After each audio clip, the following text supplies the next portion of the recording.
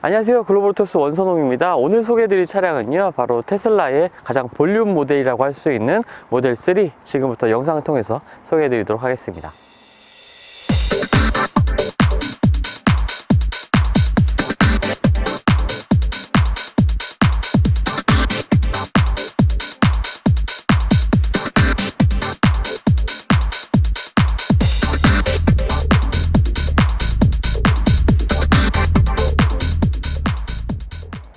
테슬라 모델 3의 본격적인 국내 인도가 좀 시작이 됐죠. 얼마 전에 대규모의 이 고객 인도 행사를 통해서 많은 분들이 이 테슬라 모델 3를 만날 수 있었습니다. 2년 이상 좀 기다린 많은 고객분들이 있었는데요. 테슬라는 그동안에 모델 S와 모델 X를 통해서 판매를 시작을 했었지만, 하지만 모델 자체의 그 볼륨이 그렇게 크지는 않았죠. 미국 시장에서 많이 판매되긴 했지만, 워낙 그 고가의 전기차들이다 보니까 판매 대수 자체가 이렇게 크지는 않았습니다. 하지만 이제 모델 3를 통해서 좀 더 많은 분들에게 테슬라의 차량들을 좀 소개하고자 하는 그러한 사명을 띠고 출시된 차량이 바로 이 옆에 보시는 모델 3가 되겠는데요. 현재 국내에 출시되고 있는 모델 3는 미국에서 생산된 차량입니다. 하지만 테슬라 같은 경우에 미국뿐만 아니라 중국, 그리고 앞으로는 이제 독일에서도 이제 차량을 생산하고 판매를 시작하는 만큼, 향후에는 이제 국내 출시되는 차량들이 중국 시장에서 생산된 모델들이 좀 들어올지도 모른다는 좀 얘기도 있는데요. 아직까지는 미국 생산된 차량들이 국내에 들어오고 있고요. 얼마 전에 미국에서 이 공개 이벤트가 있었죠. 바로 테슬라의 전기 트럭인 사이버 트럭입니다. 기존에 보여줬던 이 테슬라의 모델 라인업과는 조금 더 차별화된 디자인을 좀 선보이고 있고, 사실 이 디자인 자체가 워낙 좀 충격적이까지 한 그러한 형태를 가지고 있었기 때문에 많은 분들이 디자인에 대해서 좋다 나쁘다 평가하는 것을 좀 볼 수가 있었습니다. 하지만 사이버 트럭 외에도 테슬라는 또 새로운 모델을 준비하고 있는데요. 바로 모델 Y입니다. 지금 옆에 보고 계시는 모델 3의 크로스오버 버전이라고 생각하시면 되는데요. 2020년부터 생산이 준비가 되는 차량입니다.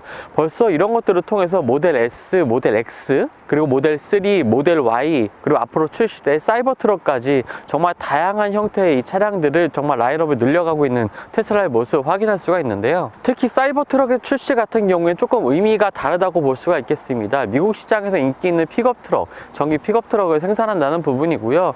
거기다가 솔직히 말하면 이 모델 3 같은 경우에 수익성이 그렇게 높지는 않습니다. 제가 잠깐 시승을 하면서 느낀 부분이 있지만, 이 모델 3의 성능이라든지 실내 소재 이런 것들을 봤을 때 차량의 수익성이 그렇게 좋아 보이진 않거든요. 그러니까 어떻게 보면 이제 소비자한테는 좋은 의미일 수도 있는데요. 그래서 모델 3의 양산을 통해서 지금 매출 같은 것도 개선이 되고 있는 상황이지만, 더 높은 수익성을 위해서 인기 있는 이 픽업 트럭, 그리고 수익성이 높은 픽업 트럭을 준비하고 있다고 보면 될 것 같습니다. 거기다 또 모델 Y가 출시되면 또 더 많은 분들이 테슬라를 찾게 되고, 또 이를 통해서 그동안 이제 적자를 계속 기록해왔던 이 테슬라가 수익성을 개선할 수 있는 중요한 계기가 될 것 같습니다.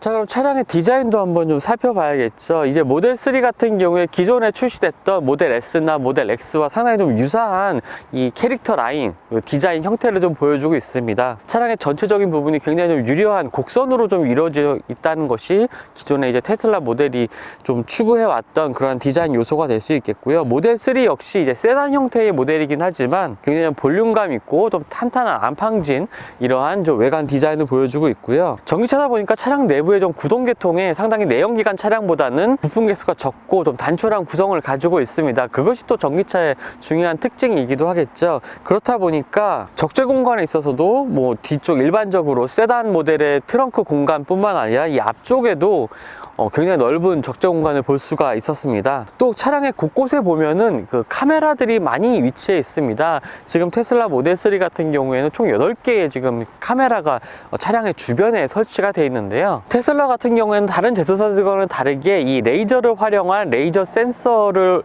사용하고 있지 않고, 광학 카메라를 통해서 이 오토파일럿 같은 이 주행 보조 기술들을 좀 완성도를 높여가고 있습니다. 일론 머스크 역시 레이저 센서 없이도 이 광학 카메라만으로도 완성도를 높일 수 있다라고 좀 얘기를 하면서, 앞으로도 이러한 형식을 좀 계속 유지할 것 같은데요. 그래서 차량의 측면부라든지 비필러 쪽에 보면은 이 광학 카메라가 위치해 있는 것을 볼 수가 있습니다.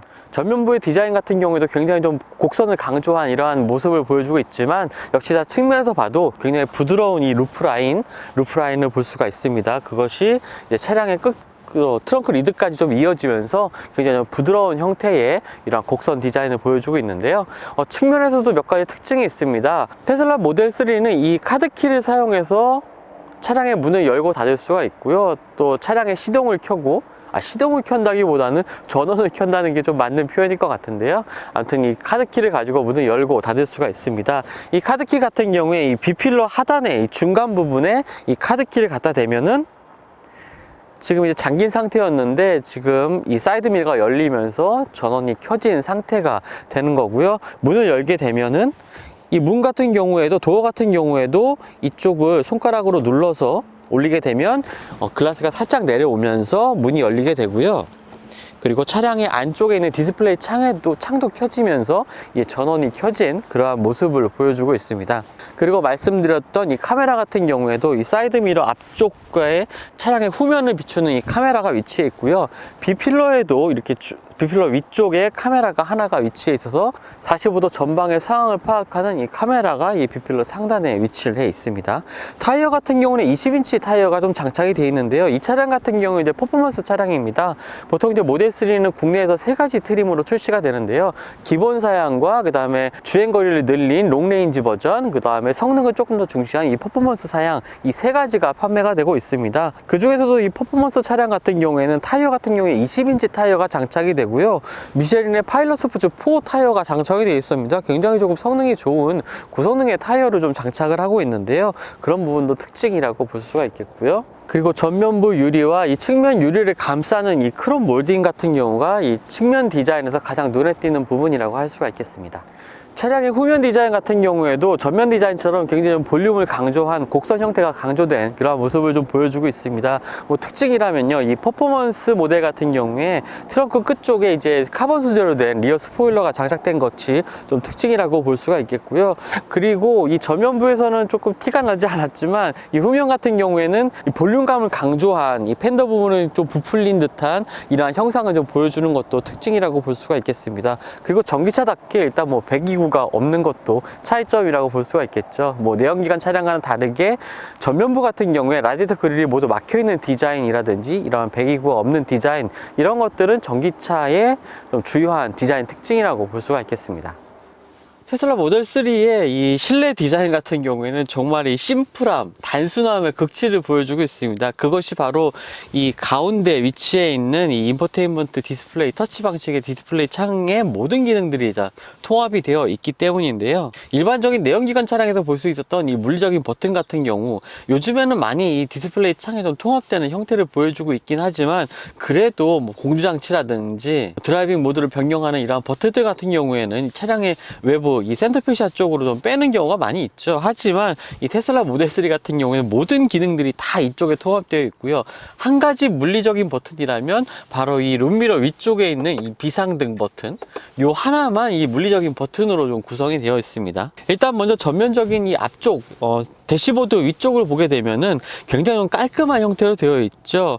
테슬라 모델 3는 이 계기판이 따로 없습니다. 이 화면 오른쪽 상에 보이는 이곳에 이제 속도계라든지 여러 가지 주행 사항을 볼 수 있는 화면들이 같이 나오고 있기 때문에 따로 계기판이 없습니다. 그렇다 보니까 조금 더 넓은 시야를 또 확보할 수 있는 요인이 되겠고요. 대시보드가 상당히 좀 깔끔하게 마무리되어 있는 모습도 보여주고 있습니다. 그리고 대시보드 하단을 보면은 아주 얇은 공간이 남아 있는 부분이 있는데, 이 부분이 바로 송풍구가 위치해 있는 부분이고요.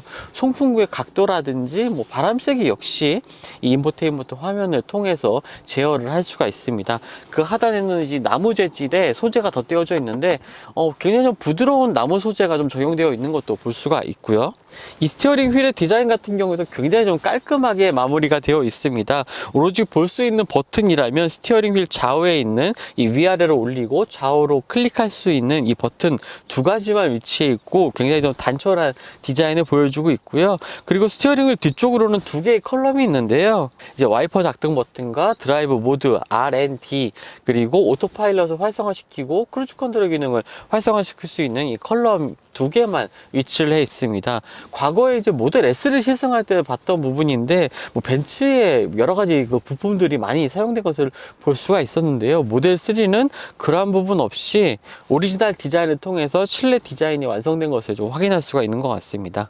그리고 최근에 이제 테슬라가 다양한 모델들을 선보이면서 과거와는 다르게 조금 더 내부 품질 같은 경우에도 완성도라든지 마감 부분에서 좀 좋아지고 있는 부분을 확인을 할 수가 있는데요. 과거에는 실내에서도 뭐 소재가 좋은 부분은 있긴 했지만 그 마무리가 굉장히 좀 거칠게 마무리된 부분을 많이 좀 볼 수가 있었습니다. 하지만 모델 3에 와서는 그런 부분은 별로 그렇게 찾아볼 수가 없는 것 같아요. 뭐 심플한 구성이긴 하지만 각 소재 간의 뭐 접합부 부분에 뭐 단차가 있다든지 그런 부분은 실내에서는 그렇게 좀 잘 느껴지지가 않습니다. 그리고 손이 닿는 모든 부분에 있는 소재라든지 이런 부분, 대시보드 위쪽이라든지 무릎이 닿는 이 측면 부분이라든지 도어 트림 같은 경우도 굉장히 좀 고급스러운 소재로 마감이 되어 있다는 부분을 좀 느낄 수가 있고요. 그리고 디스플레이 창 하단으로는 또 수납 공간도 잘 마련이 되어 있습니다.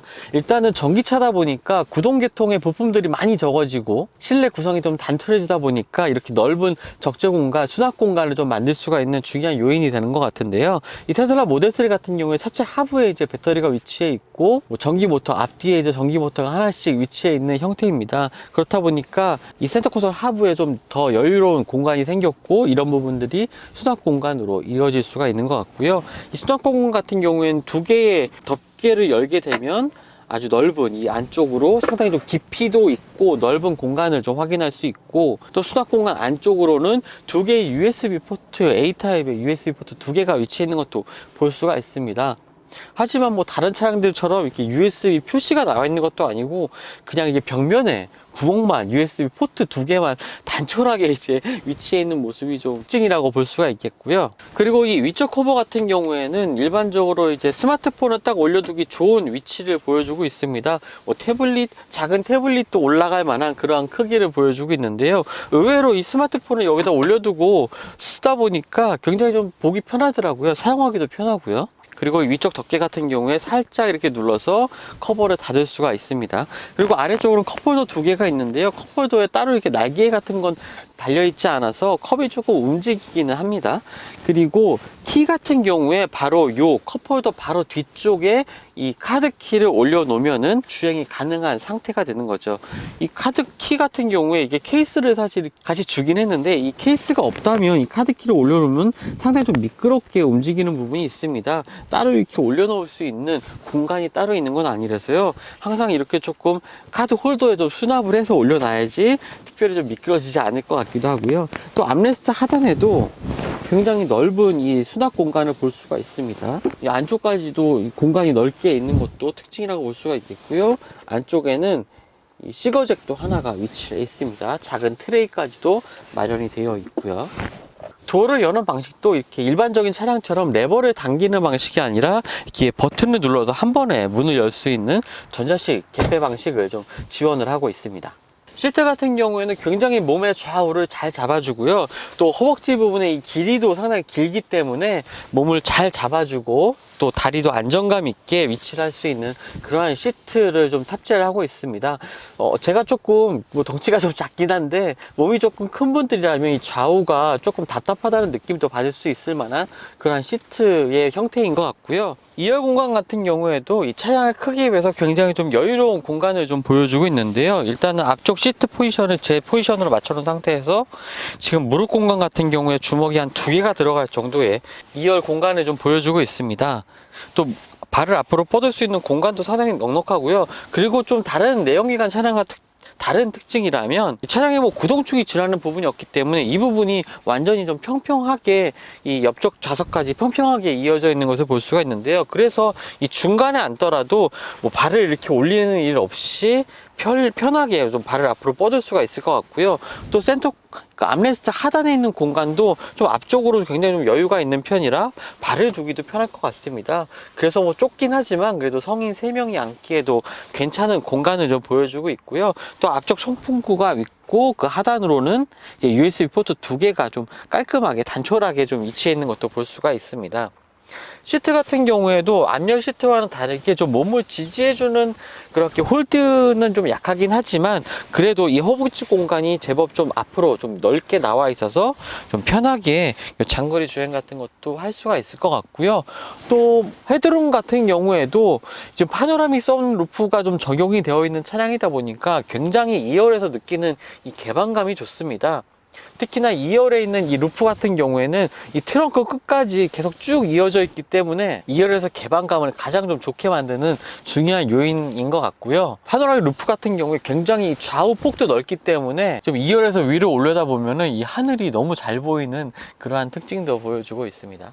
자, 이제 차량의 적재 공간도 한번 봐야겠는데요. 지금 이 부분을 설명하려고 하는데 지금 시간이 12월 3일 11시 55분이거든요. 지금 첫눈이 내리고 있습니다. 올해 첫눈이 내리고 있는 상황에서 여러분께 한번 적재 공간도 한번 보여드리도록 하겠습니다. 일단 차량의 하단에 보면은 이렇게 열리는 도어를 볼 수가 있는데 자동으로 열리는 건 아니고요. 일반적인 가스 리프트가 장착되어 있는 전자식 방식이 아닌 이 트렁크 도어를 여는 방식입니다.